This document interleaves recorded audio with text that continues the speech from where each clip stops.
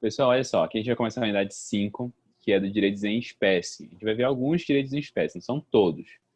Então, eu quero destacar alguns poucos. Vida, liberdades, direitos sociais como um todo e algumas características do devido processo legal, tá bom? São alguns direitos que nós vamos ver ao longo das próximas aulas.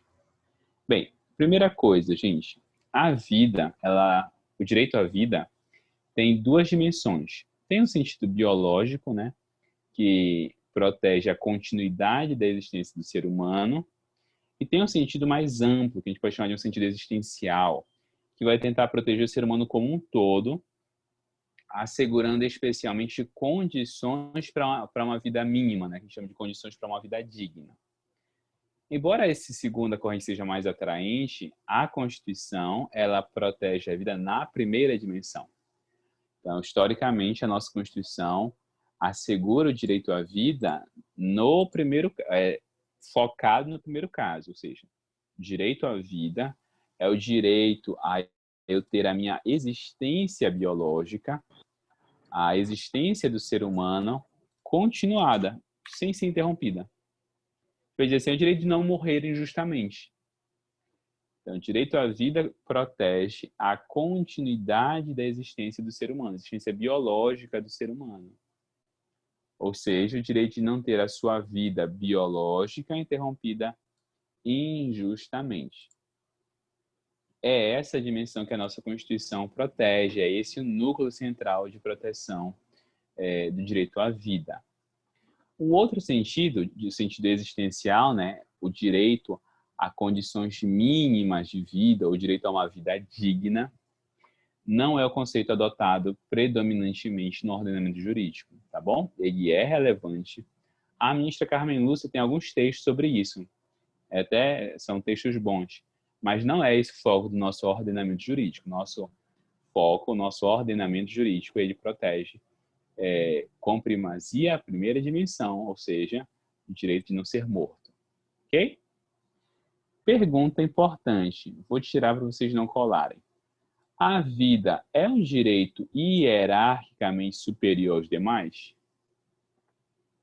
A vida é um direito superior aos outros direitos fundamentais? O que vocês acham? Resposta: não. A gente tem essa tendência, né? Claro, professor, sem vida não existem direitos. Sim, esse raciocínio é certo. O direito à vida, ele é de fato um pressuposto, ele é um pré-requisito, um pressuposto ao gozo dos demais direitos. Sem vida, não existe direito algum, né? Não faz sentido falar em direito algum sem direito à vida. Só que, se ele fosse hierarquicamente superior, ele sempre iria prevalecer em uma ponderação, ou ele dificilmente conseguiria ser derrubado. Como ser derrubado? Ele não teria como, na prática, ser ponderado em uma situação concreta. E eu já disse outras vezes que existem situações em que haverá ponderação envolvendo direito à vida. O caso mais conhecido é o caso da transfusão de sangue e testemunho de Jeová. Você tem ali um risco efetivamente de morte, ou seja, um risco de prejuízo à vida voluntário em função da liberdade religiosa. E eu já disse para vocês anteriormente que em algumas situações isso é autorizado. Em algumas situações se permite que a vida seja exposta a risco para a garantia da liberdade religiosa. Então, olha só, embora ele seja esse pressuposto ou um pré-requisito ao gozo dos demais direitos fundamentais, ele ainda assim não é considerado pela doutrina majoritária superior aos demais direitos. Tá bom? E ele é fundamental também, não tinha nem apontado isso. Ele é fundamental também porque ele marca o início da proteção da pessoa jurídica, da proteção jurídica da pessoa, da pessoa humana. É a partir da vida que existe proteção jurídica. É a partir do início da vida que existe proteção jurídica. Então, olha só. Embora ele exija, então, uma proteção especial, e ele tem uma proteção especial, de novo, por ser um pressuposto aos demais direitos, ele tem uma proteção e merece uma proteção especial, isso não faz com que ele seja hierarquicamente superior aos demais. Então, ele pode sim ser objeto de ponderação. Então, de novo, é superior? Não. Mas merece uma proteção especial? Sim, merece. Dada o seu caráter pressuposto aos demais direitos. Claro aqui? Gente, bem, se eu acabei de falar de vida, aí temos que falar de um grande problema, ou de um grande desafio jurídico. Quando começa a vida? Bora lá, gente. Vou dar para vocês 3 situações que vocês vão dizer para mim onde vocês acham que começa a vida. Na fecundação, na nidação ou no nascimento com vida. Onde começa a vida? Da fecundação, primeiro momento, né? Segundo, quando ele é implantado e se instala.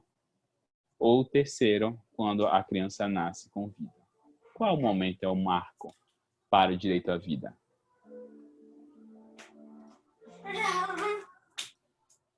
Hein? O que vocês me diriam?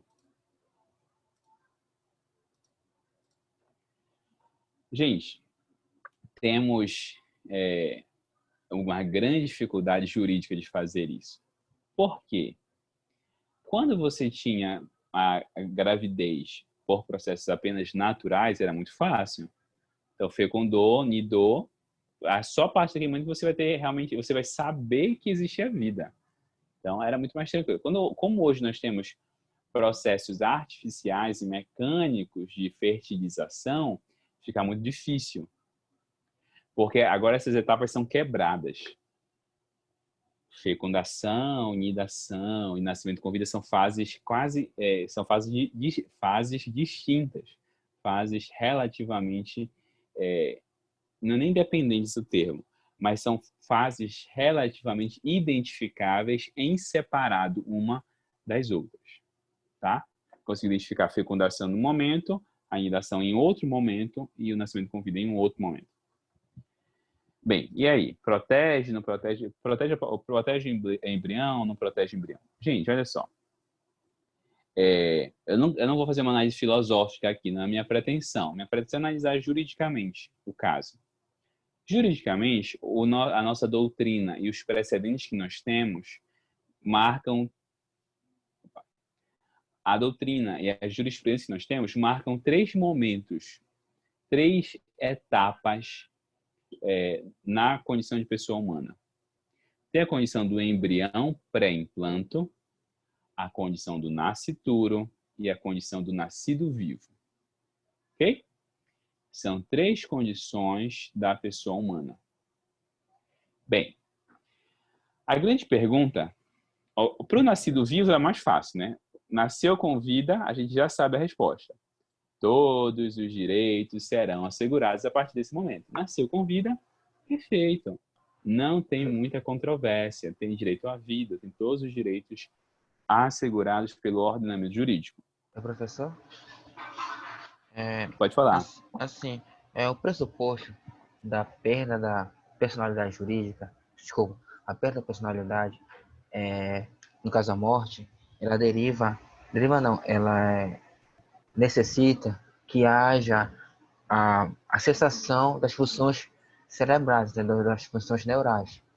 E não seria conveniente utilizar esse mesmo critério para se caracterizar o início da vida, quando se começa a se ter, de fato, uma função neural no sistema nervoso? No caso, se eu não me engano, é uma das fases de bastro ou gastro do embrião. Não, de fato, esse problema de definir exatamente o início da vida, ele é um problema juridicamente insolúvel. Ele é insolúvel. Por que ele é insolúvel? Porque se eu for definir esses momentos do início da vida logo na formação do embrião, quase toda escolha ali seria arbitrária. Aí você diz, mas professor, a morte é atividade cerebral. Ok. Só que o embrião, desde a sua formação, ele tem uma coisa que vai ser relevante para a gente ver daqui a pouquinho.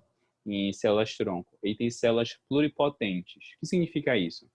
As células do embrião podem se tornar qualquer parte do corpo humano. Um músculo pede, mas podem se tornar neurônios, ou seja, potencialmente, desde o primeiro momento, ele já tem células capazes de gerar atividade cerebral. Capazes, não pode não gerar ainda, mas elas já são potencialmente capazes de gerar essas células. Então, aqui eu tenho uma situação. Mas ainda que eu marcasse esse ponto, e aí tem uma situação. Qual é a situação prévia, né? É que o embrião pré-implanto, ele é um embrião de pessoa humana. Então, ele também merece a proteção enquanto material genético de um ser humano. Então, olha só, deixa eu já entrar para a divisão dos dois, que ia ficar mais fácil de responder. Bem, eu tenho o nascituro, que é quando o embrião vai lá e inibe e começa seu desenvolvimento. A partir desse momento, eu consigo claramente identificar o potencial de vida e, portanto, o potencial ao desenvolvimento humano. O grande dilema, ele alcança o embrião pré-implanto, que é aquele embrião que foi fertilizado, que foi fecundado, é um embrião de pessoa humana, e ele, no entanto, não foi implantado ainda. Ou seja, ele não foi dada a ele a continuidade do processo de sua formação. Ele só foi fecundado. Aí você diz, professor, então por que protegê-lo? Porque o material genético humano, por si só, já merece proteção jurídica. Então, olha só, gente, aqui. O simples fato de nós termos material genético humano, isso por si só já é juridicamente relevante. E aqui é o material genético próprio. Só que aí vem o Supremo e disse, olha, ok, só que essas 3 etapas são etapas distintas. E aqui é esse ponto que eu queria frisar. Então, o embrião pré-implante merece proteção jurídica? Merece. Merece. Só que o embrião pré-implanto não é juridicamente a mesma coisa que o nascido vivo. O nascido vivo, ele terá toda a proteção jurídica. O embrião pré-implanto terá proteção jurídica, mas não da mesma forma que o nascido vivo. Então, a tese que o Supremo adotou é a tese de uma progressividade de direitos. O embrião pré-implanto será protegido, o nascituro será mais protegido e, por fim, eu tenho o nascido vivo. Aí esse vai ser plenamente protegido. Então, olha só.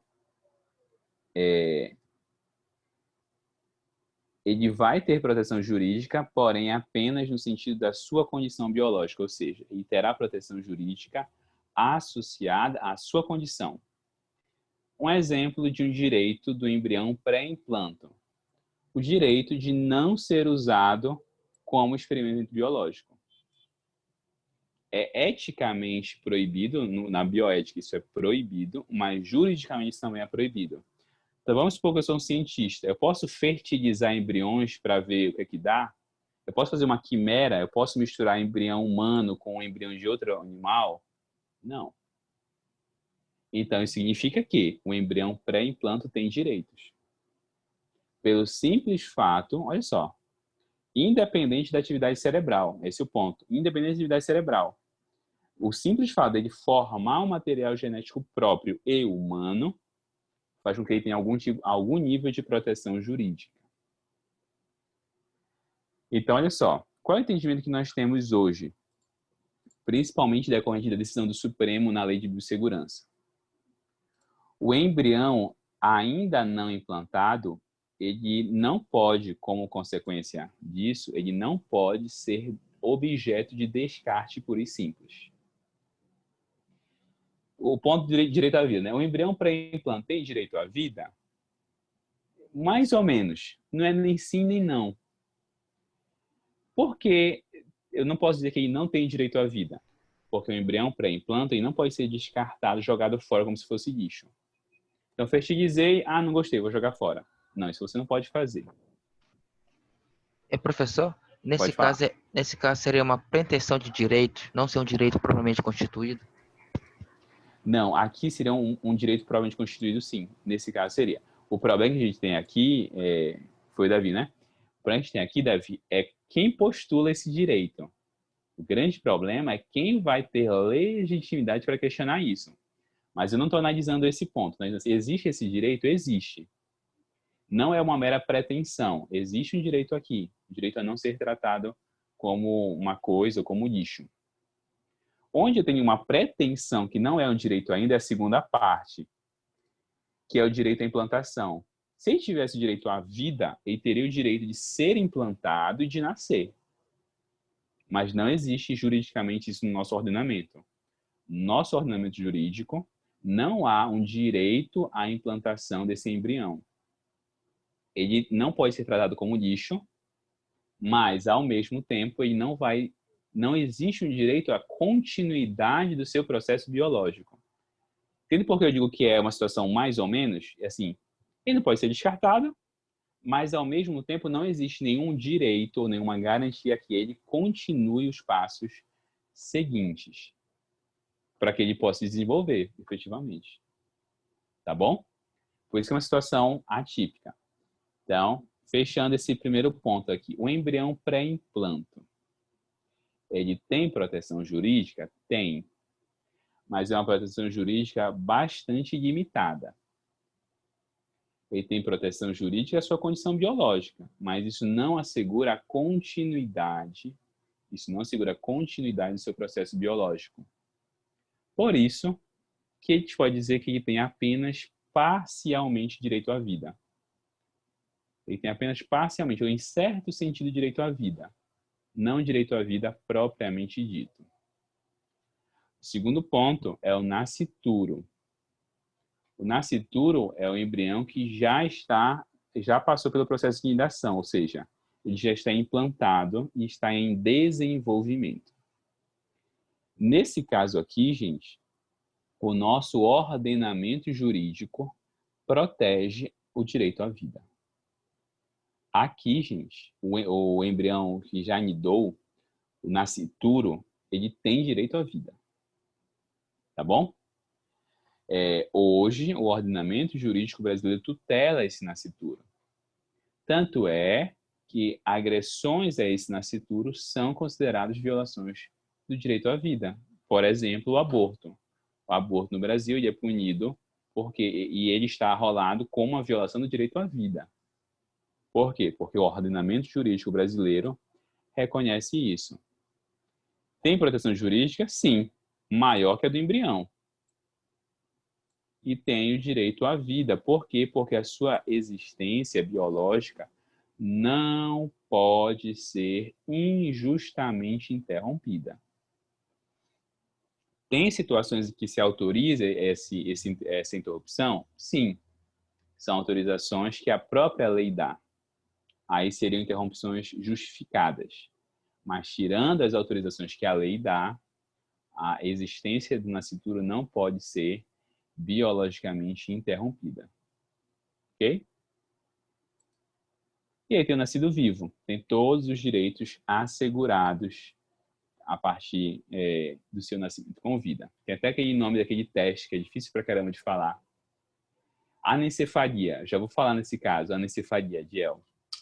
Daqui a pouquinho eu já vou tocar nesses pontos controversos. Mas antes de chegar lá,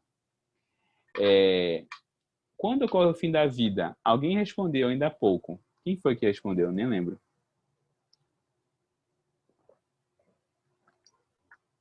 Não lembro não, não vi quem respondeu. Gente, o fim da vida no ordenamento jurídico brasileiro é com o fim das atividades cerebrais. Independente da atividade corporal, tá? Então, ainda que o corpo esteja funcionando, por exemplo, respirando, coração batendo, ainda que o corpo esteja tendo atividade, se a atividade cerebral parou em definitivo, não é um dano, não é uma parada temporária, não. Houve a paralisação total e definitiva da atividade cerebral. Neste caso, reconhece a morte do indivíduo. Ok? Pergunta: existem direitos pós-mortem no Brasil? Não é direito dos herdeiros. Não, os herdeiros têm direito. Não. Existem direitos pós-mortem, ou seja, o falecido tem direitos depois da morte ou todos acabam? Olha, eu acredito que sim, né? Tanto é que o vilipêndio é um direito que é assegurado pelo próprio Código Penal, né? Em relação à dignidade do... E qual seria o direito? Quais seriam os direitos?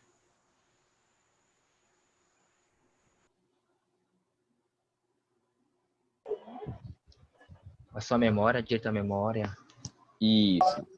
Discussão legal que Um velório, né, digno. Esses direitos a gente vai chamar de direito à memória. O que é o direito à memória? Aquilo que em vida nós chamamos de direito à honra e à imagem se convertem após a morte em direito à memória, à preservação da memória do falecido.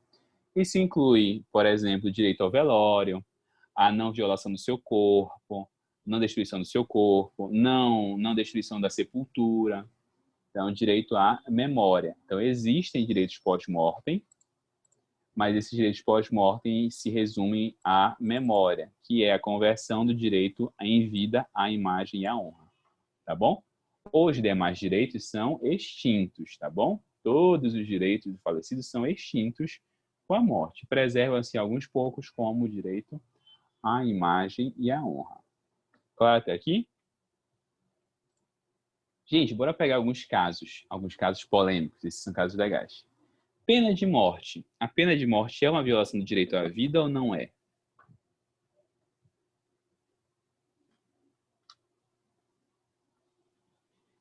Olha só, gente. A pena de morte, por si só, não é. Mas ela é uma situação que atenta gravemente contra a vida. Então, olha só. Lembra que eu falei no início? O direito à vida é o direito de não ter a sua vida interrompida injustamente, ou seja, injustificadamente. A pena de morte, nos países que a aceitam, vai dizer que é uma aplicação justa da pena de morte, ou seja, você passou por um processo, você cometeu um ato muito grave e como consequência desse processo, desse ato muito grave, você vai ter a pena capital aplicada. Então, a pena de morte, pena de morte não é completamente incompatível com o direito à vida. O problema é que o direito à vida, ele exige, lembra que eu disse? Uma especial proteção à vida. Ou seja, essa necessidade de especial proteção não permite que essa pena seja aplicada como regra. Ou seja, nos países que a aceitam, essa pena deve ser aplicada excepcionalmente, inclusive no Brasil, tá bom? Essa pena não pode ser a regra, ela tem que ser a exceção. Por quê? Porque a vida merece uma especial proteção do Estado, ok? Então, olha, ela pode ser aplicada de uma forma excepcional. Tanto é que a nossa Constituição, no caso, ela permite excepcionalmente a pena de morte em quais casos? Guerra declarada. O Código Penal Militar, inclusive, ele traz as situações em que cabe a aplicação de pena de morte, tá bom? Só nessas situações. E os tratados de direitos humanos, vocês não proíbem? Não proíbem. Mas eles criam muitas restrições à aplicação dessa pena de morte, tá? Então, Convenção Americana de Direitos Humanos, Pacto Internacional de Direitos Civis e Políticos não proíbem, mas eles exigem uma restrição intensa a essa pena de morte, ok? Outro caso, anencefalia, que foi o caso que o Adiel acho que perguntou, porque a microcefalia está em discussão ainda, Adiel, não tem solução. A gente tem o caso da anencefalia que já foi julgado. O que é a anencefalia, gente? A anencefalia é uma má formação encefálica. O crânio não é completamente fechado e aí não ocorre o desenvolvimento completo do encéfalo, que é conjunto do cérebro, né? Normalmente o que desenvolve é só a base da coluna. E aí o que acontece? O corpo se desenvolve, o coração bate, o corpo se desenvolve, mas não existe quase nenhuma quase nenhuma função cerebral. Funções mínimas. E aí chegaram para o Supremo e disseram assim, nesse caso, pode antecipar o parto, já que não existe potencial de vida nenhum, já não existe expectativa de vida, porque logo após o parto, a morte sempre era a consequência de horas. Quando a criança nascia viva, em geral, ela nascia morta.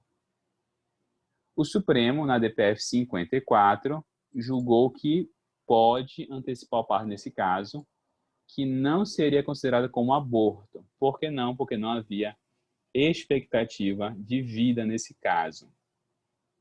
Não havia expectativa de continuidade do nascimento da criança. Ok? Então, o Supremo liberou a anencefalia, não considerou violação do direito à vida e não considerou aborto, porque, nesse caso, o Supremo disse que a morte era consequência do parto, diferente do aborto, em que a morte é parte do processo. O aborto mata a criança e depois a retira. Aqui não, aqui você tinha uma indução do parto antecipado e, como consequência do parto, a criança morria. Que era, segundo o Supremo, uma consequência inevitável da sua condição de má formação encefálica. Outro caso, gente, julgado no Supremo, células-tronco. Que caso é esse? É um caso que envolve a lei de biossegurança. Lembra que a gente falou de embrião, pré-implante e tal? Pois é. O que acontece na prática, gente?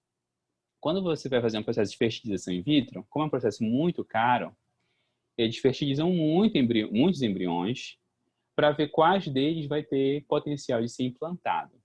Imagina que retiram 20 ovos e conseguem implantar 15, e eles 15, 10 são embriões potenciais para implantação.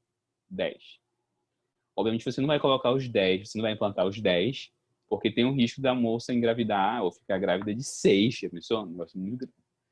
Enfim, e aí, normalmente desses 10, só um exemplo, tá? Implantam 5. E deixam os 5, porque às vezes daqueles 5 nenhum pega. Mas tá, dos 5, dos 5, 3 foram implantados, dos 5 implantados, 3 nidaram. E a mãe ficou grávida de trigêmeos. E ela diz, não, tá bom, não quero mais filho não, tá bom, 3 crianças. E aí aqueles 5 embriões restantes ficam congelados. Depois de um tempo, acho que são 5 anos, fica inviável a implantação. Ele passou muito tempo na criogenia e não consegue mais se desenvolver. Então, olha só, um embrião foi implantado e merece proteção jurídica, mas agora ele não tem mais viabilidade de vida. Não tem mais viabilidade de vida. A lei de biossegurança, ela autorizou que esses embriões fossem utilizados para a pesquisa de células-tronco. Como eu disse no início, respondendo alguém que tinha comentado, o embrião ele tem células pluripotentes, ou seja, todas as células dele viram qualquer parte do corpo humano. Se pegar uma célula da minha pele, ela vai virar pele. Se pegar um músculo, vai virar músculo. Mas um embrião não. As células dele podem virar qualquer parte do corpo. Por isso, foi autorizado pela lei, né, essa pesquisa. E aí questionaram o Supremo, mas isso não viola o direito à vida desse embrião? Foi o que o Supremo disse. Não. Isso não viola por quê? Porque, eu já disse, né, a proteção dele é menor. E segundo, porque não é mais viável a implantação, ou seja, não tem mais viabilidade de vida. Então, o Supremo, nesse caso, a Lei 3510, considerou a lei constitucional e liberou a pesquisa com células tronco embrionárias. Tá bom? Ok, gente. Último ponto para a gente finalizar. Acho que então vocês não escolheu bioética, né? Nem biodireito como matéria optativa. Então, bora relembrar aqui, aprender alguns conceitos. Conceitos envolvendo a fase terminal da vida. Primeiro conceito, gente, é a distanásia. Alguém sabe o que é distanásia?